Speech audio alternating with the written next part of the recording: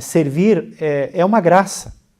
Poder servir como padre, como leigo, como religioso, como religiosa, e agora como bispo, é uma graça, foi um chamado de Deus.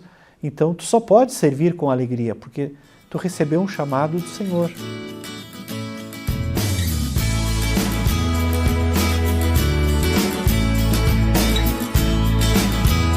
Bom, a minha infância é no interior de Piratini, é bem o estilo gaúcho, gaúcho da fronteira. Nossa família é uma família católica, mas lá não tem uma comunidade lá próximo.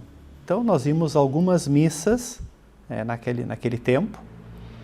Então fui batizado e cresci ali até os 13 anos, morando ali no interior, trabalhando com o pai, trabalhando na lavoura, estudando nas escolinhas. Mas nesse tempo não tinha nem ideia de ser padre, né? Não passava pela minha cabeça, não pensava sobre isto, né? Então, quando eu fui para a cidade, para continuar o estudo, né, para completar o ensino fundamental, aos 13 anos eu fui parar na casa da minha avó para estudar 6ª, 7ª e 8ª série. E ali eu comecei a fazer a catequese, porque eu não tinha feito catequese para a primeira Eucaristia.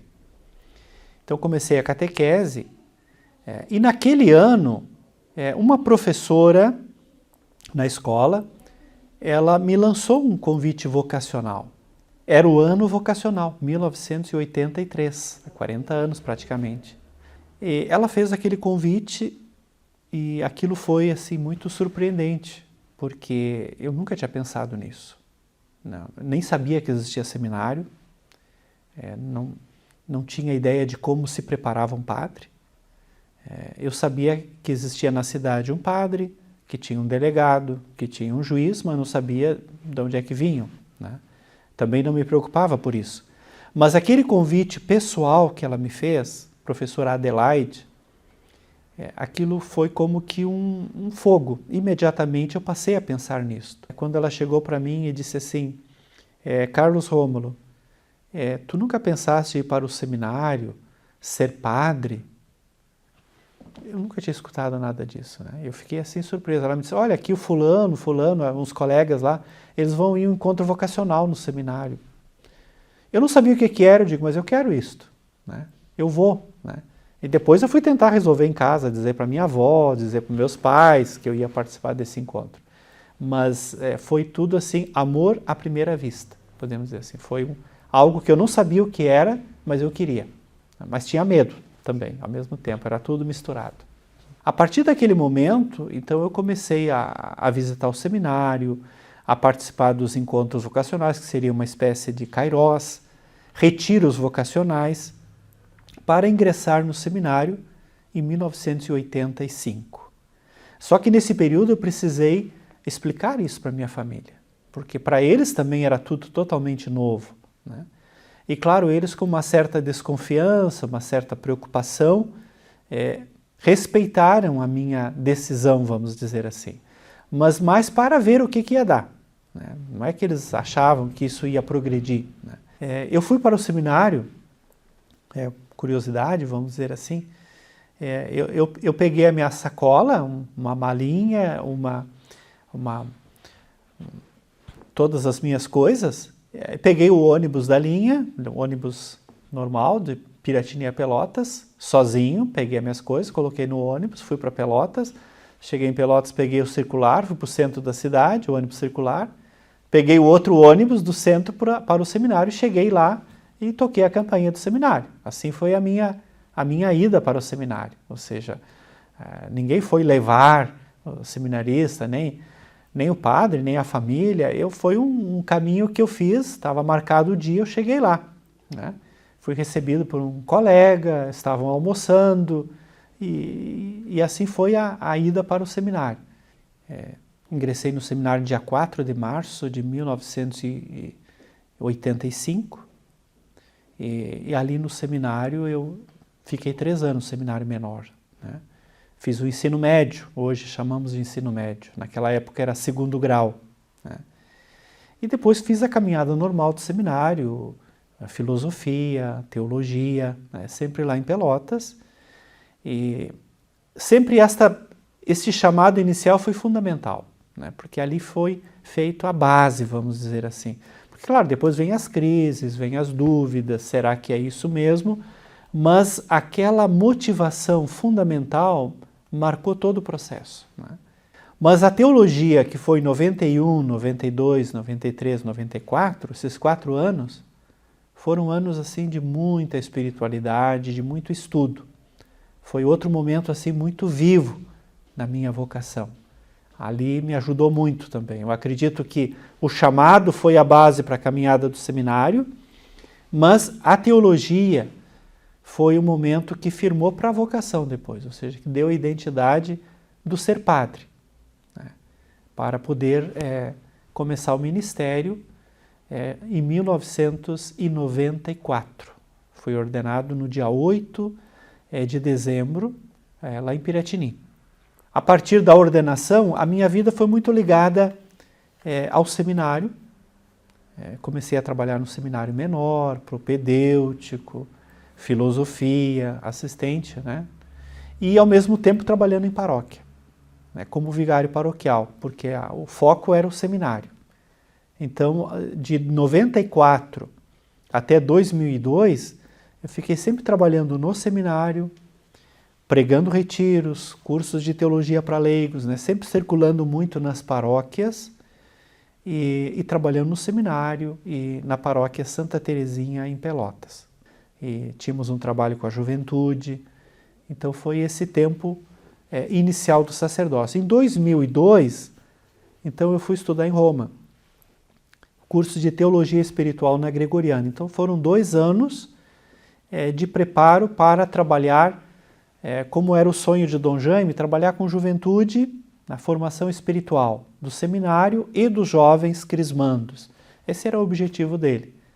Então foram 2 anos muito ricos que deu a ideia universal da igreja. Eu acho que Roma me ajudou a olhar que a igreja está presente no mundo inteiro. Então eu vejo assim essa beleza da igreja católica, da sua missão, junto ao Papa, naquele tempo João Paulo II, e o Colégio Pio Brasileiro. Isso me deu uma ideia de universalidade, né? A igreja está no mundo e então temos uma missão muito bonita. Ao voltar de Roma, 2004, eu retorno ao trabalho do seminário.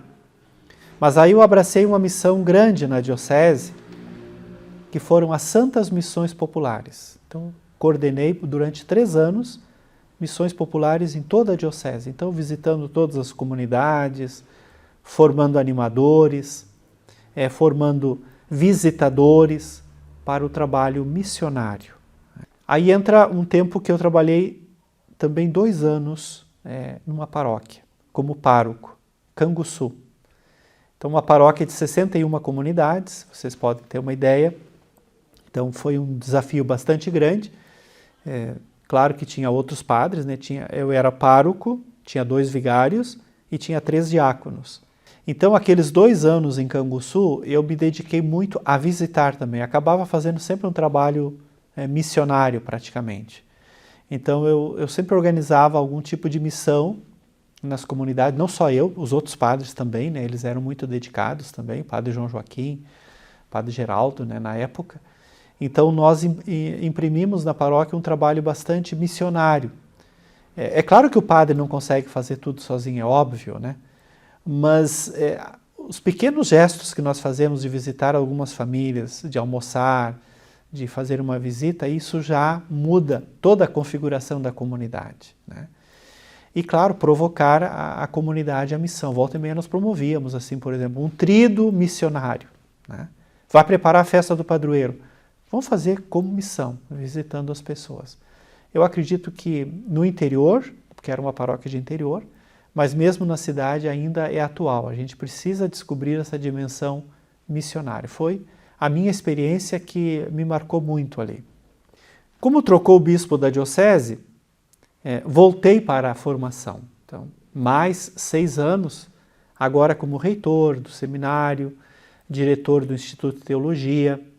Então, foi os últimos anos em Pelotas, foi o trabalho, né, como reitor do seminário e todo esse trabalho ligado à formação. Naquele ano de 2017, Dom Jacinto havia me convidado para ser vigário, vigário-geral da diocese. E eu havia assumido no dia 19 de fevereiro. Então, fiquei apenas 2 meses como vigário-geral, porque já no dia 6 de março eu recebi da Nunciatura, então, aquele chamado do Papa Francisco para ser o bispo da diocese de Montenegro, bispo coadjutor no primeiro momento, né?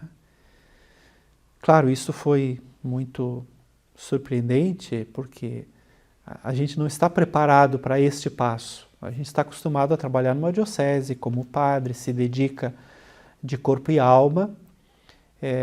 E, claro, mesmo que alguém às vezes diga, talvez tu possa ser bispo, mas a gente leva isso como uma brincadeira, como possibilidade, mas não leva como realidade. E a gente está totalmente focado no trabalho paroquial e se realiza ali e tem motivação para se realizar durante toda a vida, né, no trabalho pastoral. E eu estava assumindo como vigário-geral da diocese e recebi esse convite para vir para Montenegro. Não conhecia nada daqui, mas recebi este chamado. Então eu precisei me reformular, podemos dizer assim, né? Ou seja, aprofundar esta vocação sacerdotal, agora a serviço de um presbitério, a serviço de uma diocese. Por isso escolhi o lema servir ao Senhor com alegria, que é do Salmo 99, o Salmo 100, né, conforme a Bíblia. Servir ao Senhor com alegria. Primeiro porque a diocese já tinha recebido, né, de Dom Paulo esse título de Diocese da Alegria. E eu acredito que o serviço, ele deve ser feito com alegria, com disponibilidade, porque o chamado é de Deus. Então a missão, servir, é uma graça. Poder servir como padre, como leigo, como religioso, como religiosa, e agora como bispo, é uma graça, foi um chamado de Deus. Então tu só pode servir com alegria, porque tu recebeu um chamado do Senhor. Então tu está procurando responder esse chamado. Então o sentido é responder com alegria. Por isso escolhi este lema, que eu procuro levar de forma bastante discreta. A alegria não é algo assim simplesmente exterior, mas é a disponibilidade, a fazer as coisas com amor, dar atenção, né, às realidades, às necessidades que brotam. Então, estou vivendo há 5 anos essa missão aqui em Montenegro. Me sinto plenamente realizado. Os desafios são em todos os lugares, né? Eu não olho assim os nossos desafios como algo extraordinário. Eu entendo que cada diocese, cada realidade, cada paróquia, cada família tem os seus desafios, mas também tem as suas alegrias. Então nós devemos encarar tudo isto, né, como uma missão. Ou seja, os problemas estão aí para serem enfrentados, para serem olhados e, na melhor maneira possível, responder o chamado de Deus. Eu acredito que o lugar do padre, hoje na comunidade, na sociedade, é como um regente de uma orquestra, né? Ele precisa conhecer as vozes, né, e os instrumentos, ele precisa entender na paróquia o potencial de cada um e fazer que cada um cresça sem se sobrepor aos demais, né? Então o padre precisa ser alguém que escute, e o padre, o bispo também, isso vale também para o bispo, é óbvio, né? Ou seja, para que todos possam desenvolver os seus carismas. Não é possível um padre achar que vai fazer tudo sozinho, ou então apenas com algumas pessoas.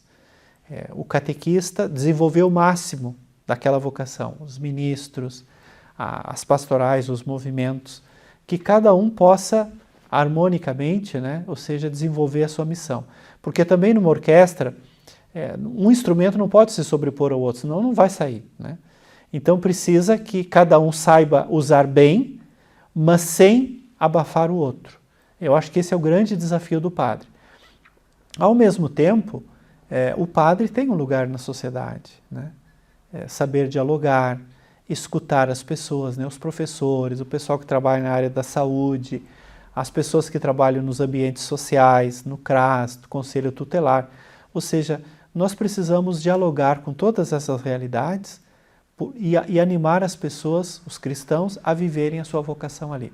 O padre tem esse olhar de Jesus que olha para um discípulo, uma discípula e diz assim, vai, tu pode mais, né? Tu tem condições.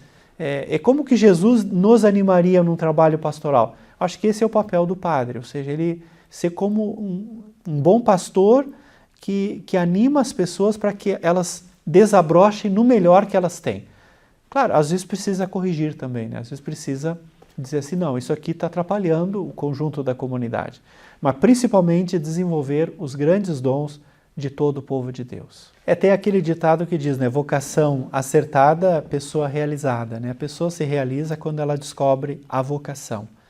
Eu acredito que vale a pena nós fazermos o chamado, né, para as pessoas, para os jovens, para os adultos, para a vocação, não ter medo de fazer o chamado, porque cada um terá muito tempo para fazer o seu discernimento. Isso é certo, ou seja, a igreja é muito prudente, ela tem uma caminhada muito longa. E mesmo aqui na nossa diocese, a gente vê que muitos passam pelo seminário, alguns têm vocação para serem padres, nós temos padres jovens, estamos muito felizes, mas muitos acabaram descobrindo outro caminho, mas estão aqui junto com a gente.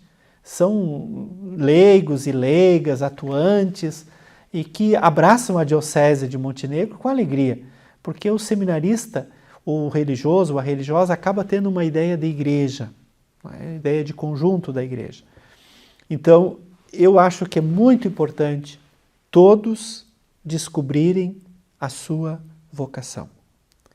É importante um moço, uma moça, um jovem, uma jovem, descobrir, eu tenho vocação à vida matrimonial. Amadurecer a vocação para o matrimônio. Amadurecer a vocação para a vida religiosa. Amadurecer o ser cristão, leigo na sociedade como vocação. Eu tenho um chamado de Deus para ser médico, para ser professor. Eu tenho um chamado de Deus para ser catequista. Porque o fato de sentir o chamado e de responder ao chamado nos ajuda a enfrentar os desafios. Porque se a pessoa não tem a noção de vocação, a primeira dificuldade ela para. Porque alguém não me tratou bem, porque alguém não sei o quê, tive uma dificuldade, então abandono. Mas quando tu tem o fundo da tua resposta é vocacional, tu estás respondendo para Deus. Então, tu vai superar as dificuldades junto com os irmãos. Ser padre é uma vocação maravilhosa, tu tem assim um universo, um contato, em primeiro lugar com o Senhor, através da oração, porque é uma vida de oração pessoal e uma vida de oração com o povo, porque o padre ele não reza a missa para as pessoas, ele celebra a Eucaristia com a comunidade. Então, aquilo que nós oferecemos para a comunidade, na palavra, no sacramento, na oração, no canto, em primeiro lugar, nós vivenciamos aquilo naquele momento. Isso é uma graça muito grande. Ou seja, ser padre, estar junto do Senhor que age na comunidade. Então, presidir uma Eucaristia é uma graça permanente para todos nós. Presidir um batizado, estar junto das pessoas na hora do sofrimento, nas exéquias, animar as pessoas para a missão, enfim. É estar no lugar de Jesus nos dias de hoje. É uma graça muito grande. E é uma graça também viver a vocação como leigo, como leiga, enfim, todas as vocações.